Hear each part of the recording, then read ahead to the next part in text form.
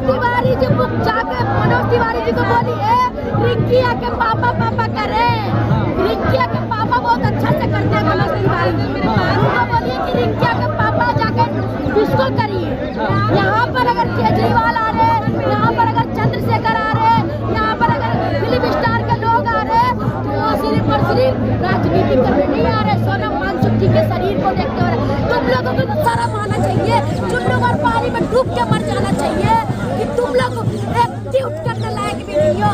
ये गद्दार तुम दूसरे को कहते हो। तुम्हारी पार्टी कितनी अच्छी है, तुम्हारी पार्टी इतनी अच्छी होती, मोदी जी इतने अच्छे होते तो हमारे देश की कभी बेटियां जंतर मंतर पे बैठती है, कभी हमारे देश के बच्चे नीड वाले बच्चे यहाँ पर बैठते हैं। अगर मोदी जी अगर हमारे देश के विकसित भारत बनाना चाहते तो हमारे देश के हर एक मुद्दे पे वो सवाल करते। आप चले जाओ तमिलनाडु में थलापति के पास अगर एक छोटा बच्चा भी वीडियो बनाता कि हमारे यहाँ पर रोड नहीं बना तो उसके अगले दिन वहाँ काम होना चालू होता है। आप यहाँ वीडियो बनाकर बोलते हो तो अगले दिन आपके घर सीबीआई और ईडी और पुलिस चली जाती है। क्या बात कर रहे हो। हमारा देश विकसित विकसित यहाँ विकसित कर जाएगा। सभी को विष देने में पड़े हुए बीजेपी के सरकार। अरे कह रहे हैं विश्व गुरु बना रहे भाई, वो नहीं दिख रहा आपको। बिल्कुल विश्व गुरु बन रहा है। जब तो हमारा विश्व गुरु ऐसे बन गए कि विश्व गुरु बनते बनते विदेशों में ही टिकने लग गए। इंडिया में कम, विदेश में ज्यादा टिक रहे हैं। इसीलिए तो विश्व गुरु है भैया। आप बताओ आप क्या कहते हो कि विश्व गुरु बना रहे हो। आप लोग उनकी बातों से कुछ पॉइंट भी लिया करो कि विश्व गुरु इसीलिए बनते हैं क्योंकि वो ज्यादातर विदेशों में रहते हैं। उनका इंडिया में दिल नहीं लगता, इंडिया में मन की बातें अच्छी नहीं लगती है, इसलिए विदेश में उनकी मन की बातें ज्यादा चलती है, इसीलिए उन्हें विश्व गुरु कहा जाता है। लेकिन भाजपा की बहुत मजबूत सरकार है, हिलने वाले नहीं जितना भी आंदोलन कर लीजिए। वो तो है भैया, वो मैं मानती हूँ कि बहुत मजबूत सरकार है। 56 इंच की सरकार है, वो तो मजबूती तो रहेगी, वो मानेगी किसी की नहीं। क्योंकि ईवीएम चोरी, वोट चोरी, अगर सरकार अगर जनता से अगर खुद वोट लेते तो जनता यहाँ नहीं बैठी रहती। जनता बैठी इसीलिए है क्योंकि जनता से वोट चोरी किया गया है। उनको जनता से कोई मतलब नहीं है। मुद्दा और कोई बना देगा, ये मुद्दा ही खत्म हो जाएगा।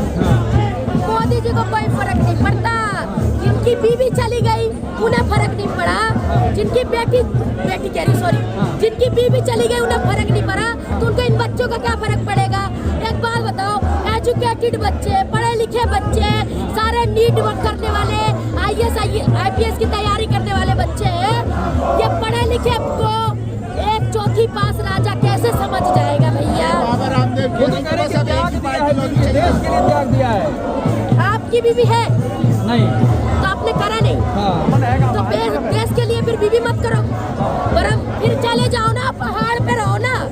अगर देश के लिए आपने बीवी त्याग दिया है तो देश में एक सन्यास बन के गुफा में बैठे रहो, देश मत चलाओ। मोदी जी आपके बस का नहीं है देश चलाना, क्योंकि यहाँ पर देश में सभी के पास बीवी बच्चा है, सभी के पास बीवी बच्चा है, तो बीवी बच्चे वाले ही देश अच्छे से संभाल सकते हैं। 18 घंटे काम कर रहे हैं देश के लिए, 18 घंटे काम कर रहे हैं देश के लिए। वो कौन सा 18 घंटे का काम है जो आज तक देश में दिखाई नहीं दिया। वो कौन सा विकास है जिसकी आवाज सुनाई नहीं दिया। उसको देखे नहीं कि अभी तक विकास कितना बड़ा हुआ है। विकास का पता ही नहीं चल रहा भाई कि विकास कितना बड़ा हो गया। तुम लोग कहते हो विकास की बातें, मोदी जी से देश की शिक्षित बातें कर रहे हैं। अरे भैया मोदी जी के अभी मोदी जी के मैंने ना एक गाना बनाया, वो आप सुनते जाइए। कहते चाय वाले को हमने चुना चौकीदार, चाय वाले को हमने चुना चौकीदार, चंदा चोर हो गए देखते देखते। भाई अभी राम मंदिर में चंदा चोरी हुआ। चाय वाले को हमने चुना चौकीदार, चंदा चोर हो गए देखते देखते। चाय वाले को हमने चुना चौकीदार, पेपर लीक हो गए देखते देखते। हो क्या तुम थकते नहीं, फेंकते फेंकते। हो क्या तुम थकते नहीं, फेंकते फेंकते। चाय वाले को हमने चुना चौकीदार, चंदा चोर हो गए देखते देखते। इसी तरीके से हमारे देश में चाय वाला एक चोर बन गया चौकीदार बनाया था वही हमारे खजाने लूटते जा रहे हैं। लेकिन बाबा रामदेव कह रहे हैं एक ही पार्टी होनी चाहिए देश में। आप तो बाबा रामदेव रंडवा मोदी जी रंडवा पूरी रंडवा की सरकार है। तो चोर चोर बोलेगा, ये दूसरे का सपोर्ट लेगा। जो अपना परिवार नहीं संभाल पाया वो देश क्या संभालेगा। जो देश की यहाँ पर जनता बैठी हुई है उन लोगों को कहते हैं कि आतंकवादी है, एकदम आतंकवादी है। हम सारी देश की जनता आतंकवादी है क्योंकि हमारा प्रधानमंत्री खुद आतंकवादी है। रामदेव कहता है कि देश मनुस्मृति से क्या कहेंगे? बिल्कुल मनुस्मृति एकदम उनके वो गौमूत्र खाते खाते पीते पीते बौखला गए हैं। उनको बोला अपने योगासन में बैठे रहे, यहाँ योगासन से घर नहीं चलता है। तो कैसे चलता है? उनका तो चल ही रहा है, उनका तो चल रहा ही है योगासन से उनका योगासन में करना पड़ा है। हमारे देश के बच्चों के लिए नीट की पेपर जरूरी है, हमारे देश के बच्चों के लिए शिक्षा जरूरी है, हमारे देश के बच्चों के लिए नौकरी जरूरी है, हमारे देश के बच्चों के लिए अर्थव्यवस्था जरूरी है, हमारे देश के बच्चों के लिए स्वास्थ्य जरूरी है।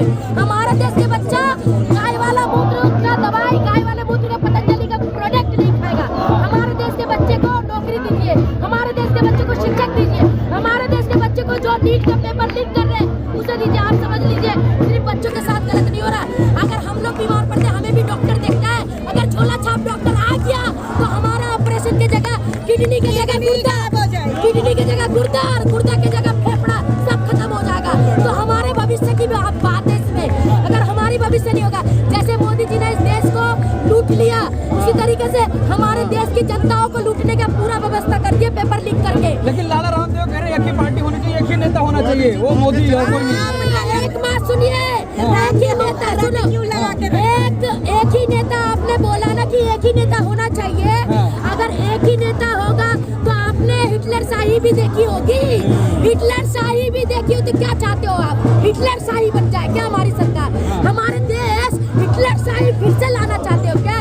हमारे जैसे क्या बताए देश के सैनिक ने क्या राजगुरु सुखदेव, ये हिटलर शाही नहीं तो क्या है? 19 दिन एक व्यक्ति को भूखे अनशन में बैठे हो गए, सरकार सुन रही है और क्या है? ये कहता ना ये गांधी जी की देश है, ये हमारे बाबा साहब अम्बेडकर की देश है। लेकिन कह रहे 20 तारीख को निकलने नहीं देंगे, यहाँ से हिलने नहीं देंगे, आप कह रहे संसद मार जाएंगे। जिसके अंदर दम है हम लोगों के अंदर भी दम है कि हम लोग भी चूल्हा चौकी छोड़ के जरूर आएंगे। टूटेंगे, वो वहाँ मरने के लिए तैयार है, हम यहाँ पर मरने के लिए तैयार है। मोदी जी से जो होता है कर ले, उनके बस की कुछ नहीं है, वो देश नहीं चला सकते। वाटर टैंक चला के क्या होगा? पुलिस तो चोर है, करप्शन है। वाटर टैंक तो चलता रहेगा, सुनिए वाटर टैंक तो चलता रहेगा। वाटर टैंक की तैयारी भी करके आएंगे और अगर हमें वाटर टैंक चला दिया तो कोई फर्क नहीं पड़ता, गर्मी है वैसे भी कोई फर्क नहीं पड़ता। पुलिस पानी से लाठी भी खा लेंगे देश के लिए, अगर सीने पे गोली भी खानी होगी तो भी खा लेंगे। अभी लेकिन पीछे नहीं हटेंगे। अभी अमन शांति से गांधी जी के राह पे चल रहे हैं, अमन शांति से गांधी जी के पदचिन्हों पे चल रहे। अगर इन लोगों ने अपनी औकात दिखाई तो हमें भगत सिंह बनने में टाइम नहीं लगेगा। कैसे भगत सिंह? एकदम भगत सिंह बनने में टाइम नहीं लगेगा। क्रांतिकारी का महासंग्राम, देश चलाने वाला चोर है, जो के कहता है कि यहाँ बैठी हुई प्रोटेस्ट पे पब्लिक आतंकवादी